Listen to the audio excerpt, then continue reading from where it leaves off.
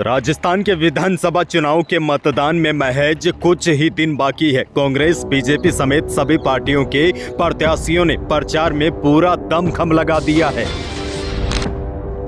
और इसके साथ ही सभी पार्टियों के लोगों को 3 दिसंबर के नतीजे का भी इंतजार है। लेकिन उससे पहले कई ओपिनियन पोल भी आ चुके हैं जिसमें अनुमान जताया गया है कि किस पार्टी को सत्ता हासिल होगी। लेकिन इसी बीच सबसे बड़ी खबर यह है, विश्व में प्रसिद्ध फलोदी के सट्टे बाजार ने माहौल को पूरी तरीके से गर्मा दिया है। दरअसल अब कांग्रेस और बीजेपी दोनों के भाव ऊपर नीचे हो रहे हैं। फिलहाल 10 दिन पहले जहां सट्टा बाजार बीजेपी को 120 से ज्यादा सीटें दे रहा था, वहीं अब सीटें कम होने की चर्चाओं के बीच सट्टा लग रहा है।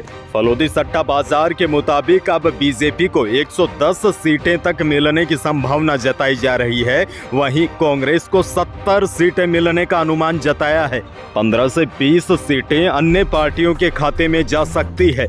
अब बीजेपी पर 20 से 25 पैसे का भाव लगाया जा रहा है, वहीं कांग्रेस पर, या फिर कह सकते हैं कांग्रेस के लिए भाव 2.5 से 3 रुपए चल रहा है। वैसे तो आप जानते होंगे, लेकिन आपको बता दूं, सट्टा बाजार में हारने वाली पार्टी पर भाव ज्यादा होता है, जबकि जीतती हुई पार्टी पर भाव कम होता है। ऐसे में वोटिंग से मात्र कुछ दिन पहले बीजेपी की सीटें भले ही थोड़ी कम होती हुई दिखाई दे रही है, फिर भी जीतने की संभावना है। अच्छा, बड़ी जानकारी आपको यह भी दे दूं, खास बात यह है कि फलोदी हो या बीकानेर, यहाँ के सटोरिये देश ही नहीं बल्कि दुनिया की राजनीति, खेल की गतिविधियां और बारिश जैसे अनुमान पर अपनी नजर रखते हैं।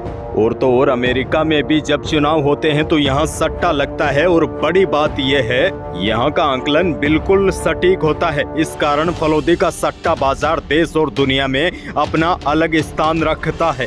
और तो और जो बड़े बड़े धुरंधर नेता है, उनकी भी नजर फलोदी सट्टे बाजार पर रहती है। लेकिन आपको बता दूं, सट्टे बाजार के भाव हर दिन पलट जाते हैं, यानी कि हर दिन भाव ऊंचे नीचे होते रहते हैं, और इसी प्रकार पार्टियों की सीटें बढ़ती या घटती रहती है। लेकिन फिलहाल के भाव कांग्रेस के लिए काफी ज्यादा है। अच्छा, आपको याद होगा 2018 विधानसभा चुनाव में फलोदी का सट्टा बाजार राजस्थान में कांग्रेस की सरकार बना रहा था, और वैसा ही हुआ। लेकिन अब की बार ऐसा नहीं है। वैसे 3 दिसंबर को पता चल ही जाएगा कि क्या होता है क्या नहीं। लेकिन फिलहाल फलोदी सट्टा बाजार के अनुसार बीजेपी को 110 सीटें तक मिलने की संभावना है, वहीं कांग्रेस को 70 सीटें मिलने का अनुमान है।